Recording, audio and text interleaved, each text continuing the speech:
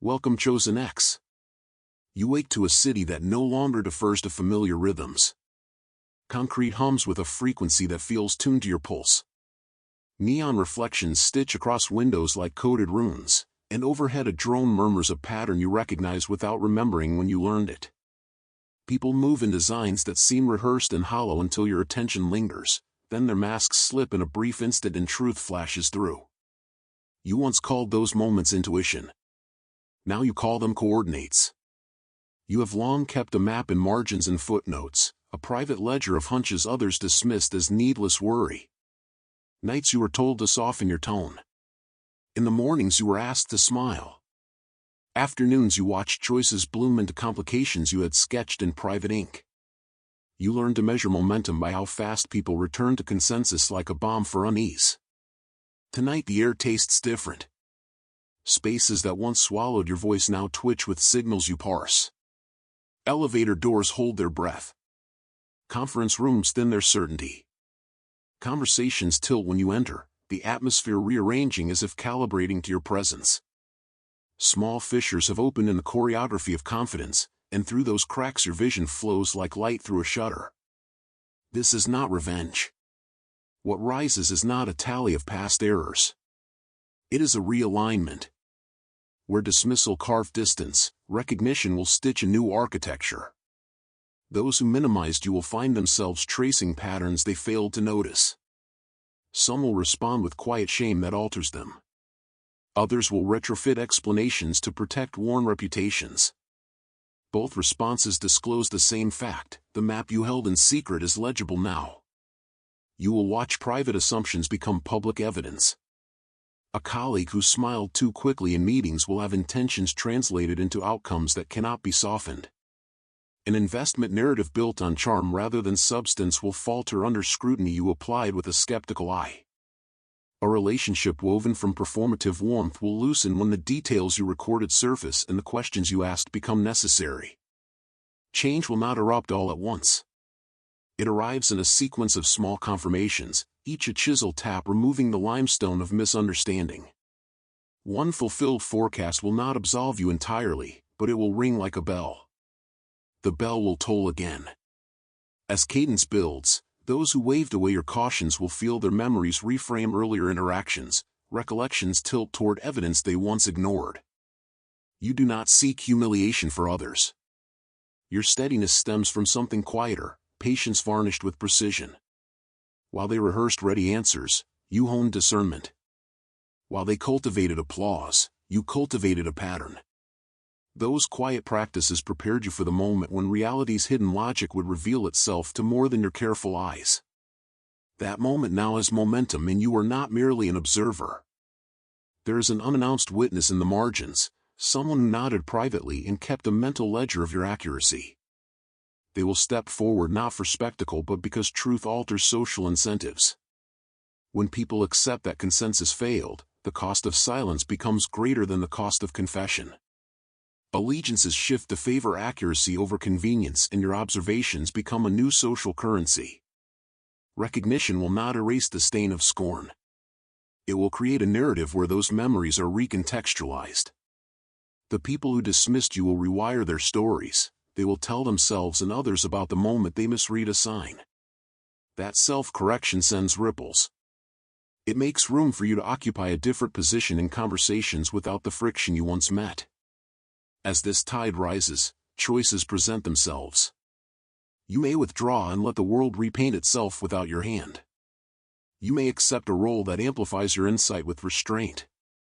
Or you can adopt a quieter stewardship, advising only those who listen with humility. Each path carries risk, and each shapes the next iteration of your life. Tonight you are allowed both a warm satisfaction and a steady compassion. There is a difference between savoring proof and rejoicing in another's unraveling. Let what you see be a mirror, not a weapon. Watch recognition enter rooms that once excluded you. Notice how authority recalibrates where competence outlasts charm. Keep the ledger of what solitude taught you. Those lessons are the truest relics. You step forward without fanfare. The city learns to recognize you not by proclamation but by consequence. In the scene where light and shadow meet, Your attention carves a route. Follow it. The first stage of unfolding asks you simply to notice, to let the tide mark the shoreline of a new landscape. When you do, the world begins to answer in kind. A quiet signal will mark the hour of your return tonight. You step into the echo chamber and the city's rhythm rearranges itself around the cadence of your breath. Streetlights unmold their halos into patterns that remind you of old decisions, and sidewalks seem to remember where you once hesitated. Voices sow a rough fabric of consensus above you, but under that surface a river of private reckonings runs swift and dark. You follow that current like someone tracking a faint magnetic pull, curious and careful. Behind glass and behind smiles people keep secret ledgers of uneasy agreement. Their eyes occasionally wander in a direction that matches the map you have kept folded inside your chest. Those furtive looks are not accusations so much as an admission they carry the weight of withheld doubt. You observe them as an archivist might study marginalia, noting the tiny margins where truth was scribbled in shorthand. Inside this chamber your perceptions sharpen and also fray. Some images resolve into clarity, others blur as if submerged. Memory behaves like a lens that alternates between focus and blur, exposing details you forgot you noticed and concealing comforts you once relied on. The sensation is equal parts revelation and vertigo. You are learning to ride that vertigo rather than drown in it. A handful of people who once nodded politely now circulate fragments of your earlier cautions. They trade anecdotes at kitchen tables, admitting their earlier ease of consensus. The confessions are small and scattered, but they aggregate like bright stones into a pattern. The accumulation matters. One story becomes two and two become a chorus that tunes itself slowly toward your frequency. Not all acknowledgments are generous. Some defenses are clever constructions designed to preserve reputation.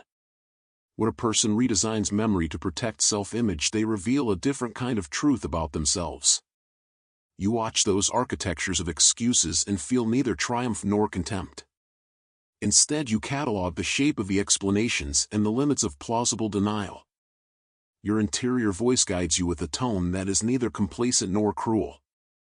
It asks practical questions about where to open and where to close, when to speak and when to remain still.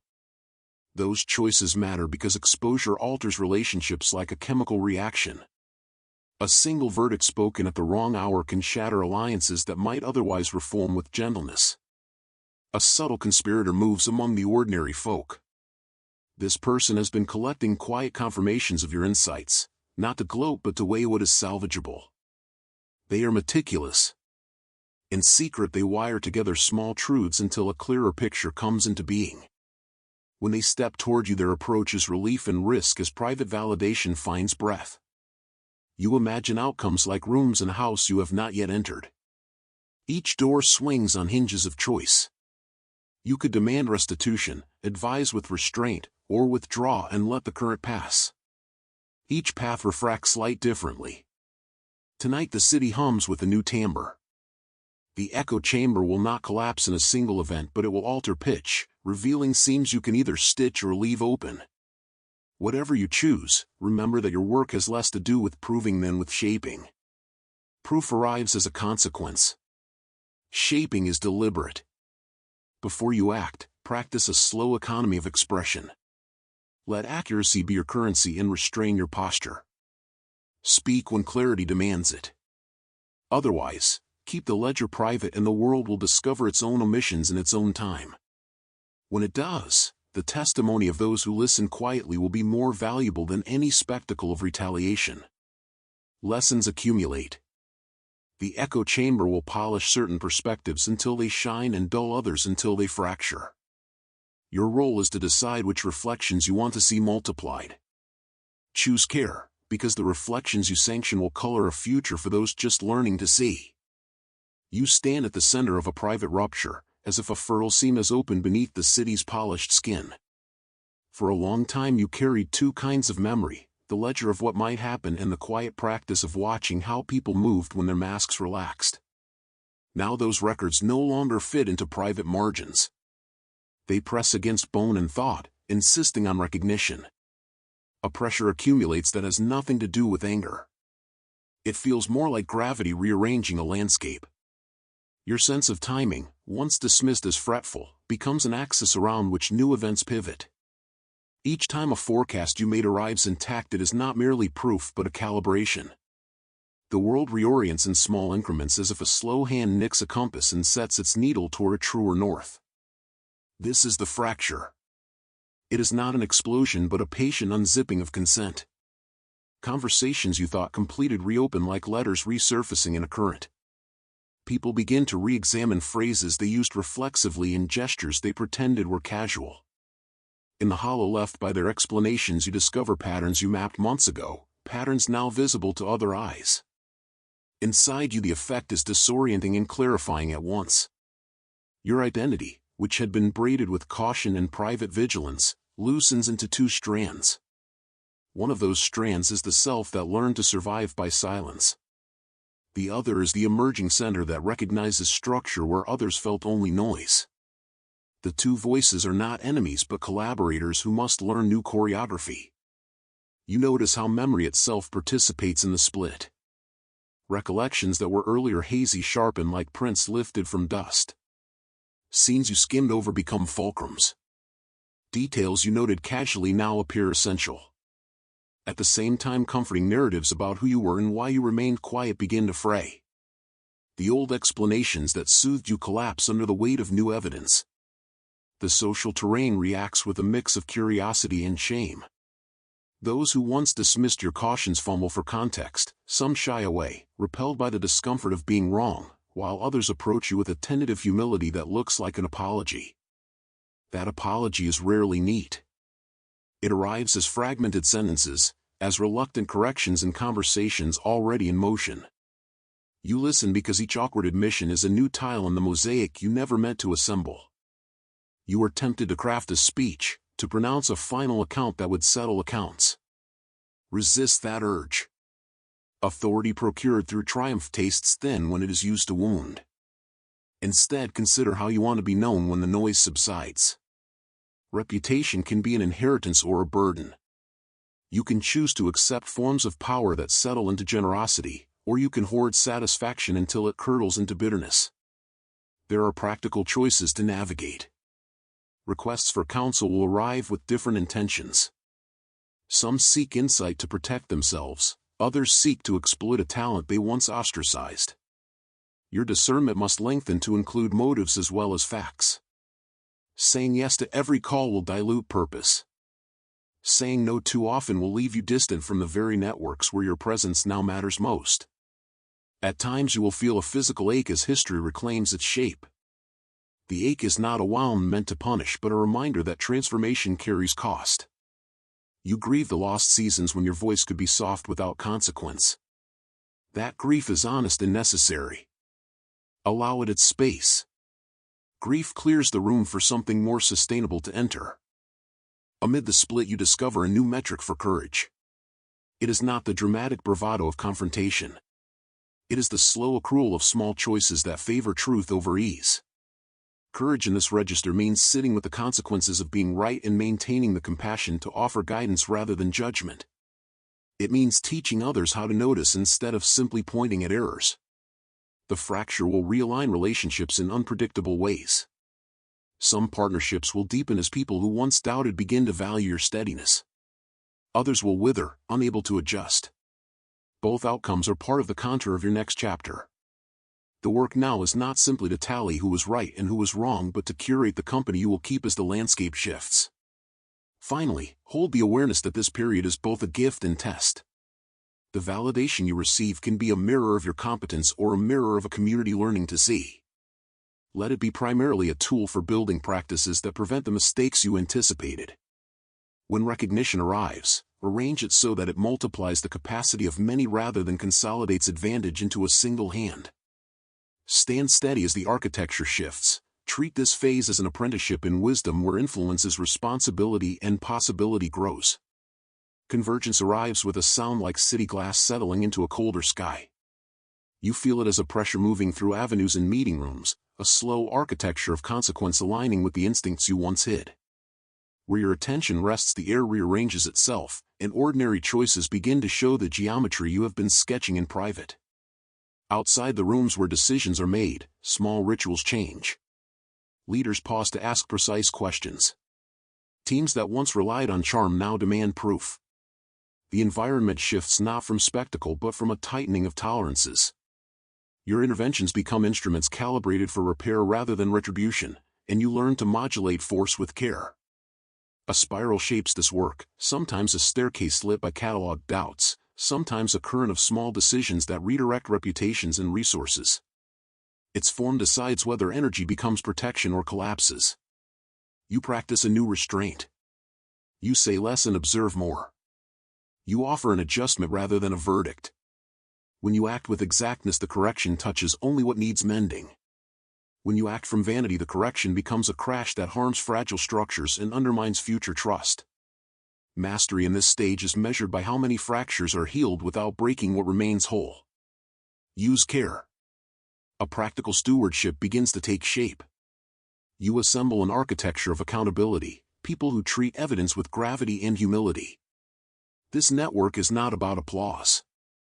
It is about building processes that reduce harm before harm becomes inevitable. Leadership shifts from spectacle to disciplined guardianship. Symbols appear in public spaces. A mirror in a communal hall becomes a token when it exposes unnoticed patterns. A small correction published by a formerly confident voice turns into an artifact that people pass along and say quietly, "Remember when?" Those artifacts matter less for their symbolic heft than for the habit they nurture, a habit of revising in public rather than clinging to comfortable mythology. Temptations arrive as amplification. Platforms that promise scale often demand simplification and sensational framing. You must choose contexts where clarity produces safety rather than attention. Notoriety offers reach but also flattens nuance. You reserve your voice for settings where outcomes improve real lives and where methods can be taught and replicated. Conflict migrates to subtler channels. Influence becomes a form of capital and political economies resist exacting methods. Institutional inertia appears in bureaucratic forms and in the polite evasions of seasoned operators. The strategy that succeeds here is accumulation of small wins. Patient evidence is a language those environments understand because it disrupts less while changing more. You also keep a private margin for solitude. That margin cools observation and prevents your perspective from being performance. Solitude sharpens judgment and conserves your ability to refuse offers that would co-opt your work. In that settled place you continue to document patterns, refine methods, and prepare teachings that can be institutionalized. As the spiral turns, systems begin to accept your calibrations as normal practice. Committees consult you not for theatrics but for verifiable improvement. Relationships shift toward reciprocity. The people around you learn to ask better questions and to design processes that honor uncertainty. The social fabric in your sphere becomes less brittle. This phase demands an ethics you invent as you go. You codify rituals of verification that are repeatable and humble. You insist on transparency in decision processes that once depended on charm.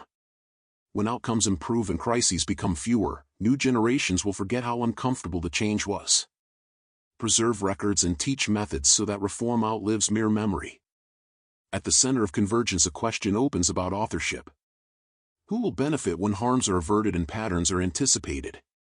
Your choices will determine whether advantage consolidates or resilience spreads.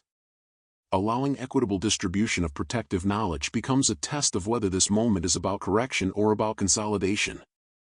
You have moved from margin to mechanism, from solitary witness into a node of governance. Hold that place lightly. Operate with discipline and generosity. The architecture you help build will outlast your presence if it is oriented toward distributed competence rather than centralized acclaim. The next movement will ask for integration rather than patching. Reconciliation will depend on practices that translate insight into durable institutions. Prepare to translate stewardship into systems that teach others to see. The final stage will not be a spectacle. It will be the quiet work of embedding awareness into structures so that future people inherit a world less likely to repeat past mistakes.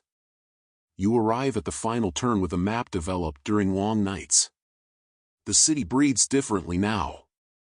Ordinary spaces fold into new roles. Where conversations once skimmed the surface, they now include pauses that invite scrutiny. Your insight is not a trophy. It is a tool for repair. Small validations stack like proof stones in a stream. Each one nudged decisions away from spectacle and toward sound judgment. You learn to regard being right as responsibility rather than as vindication. Correctness without care is brittle. Opportunities to translate insight into practice appear. Some are modest and train committees to spot patterns. Others are larger and involve processes that protect communities. Choose work that strengthens systems. Prefer initiatives that are reproducible to gestures that gratify. Temptations to perform arrive with flattering invitations. Platforms promise reach at the cost of nuance. Decline contexts that demand simplification of complexity. Shallow exposure expands profile but shrinks what you can teach. Depth needs room to breathe.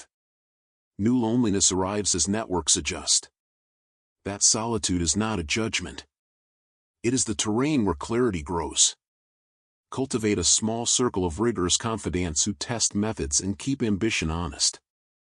Those companions will help translate private competence into public practice. Apologies will come as halting sentences and small acknowledgments. Receive them without theatrics. Encourage public correction when it repairs harm, and favor processes that make revision ordinary. When groups learn to correct without drama, they build cultures that favor learning. Document practice as you document outcomes. Leave clear notes so others can replicate protective methods. Write simple protocols that reduce the need for personality-driven decisions. Structures that embed careful noticing will be the real legacy of this season. Practice a discipline of restraint. Offer guidance when it reduces risk.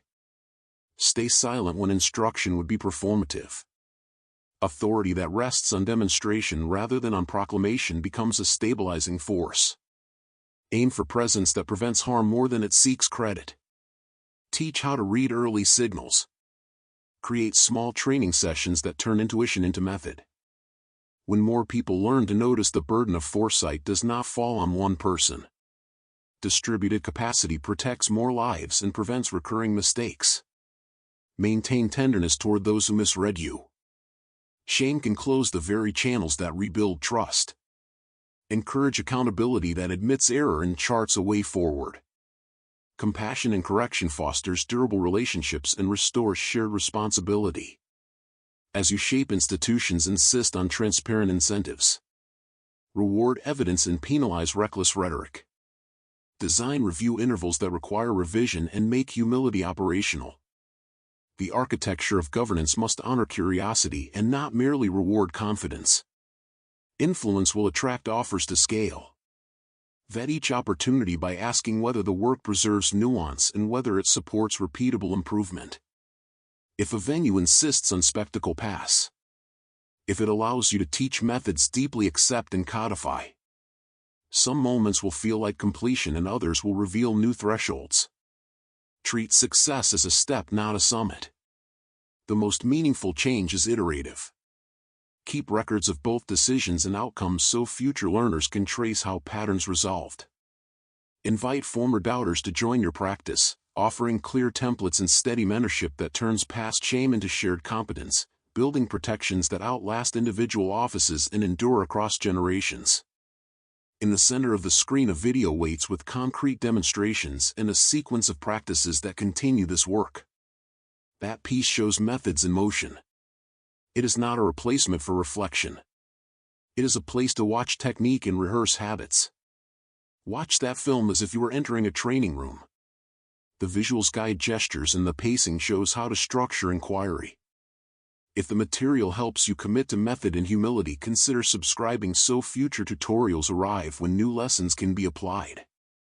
Enable notifications to link you to a continuing curriculum rather than to announcements. This choice connects you to a learning path that deepens over time. It places you among people who prefer to learn rather than to be impressed. When you press play, you enter the next phase. The sequence there unpacks actionable steps, offers templates that can be copied and adapted, and models the temperament needed to steward difficult truths. Proceed when ready and bring others who will practice with you. Remember this. The core gift you offered was not prediction. It was the capacity to preserve possibility. Let your influence be measured by how many people avoid preventable harm because your methods exist. Heal with patience and instruct with clarity.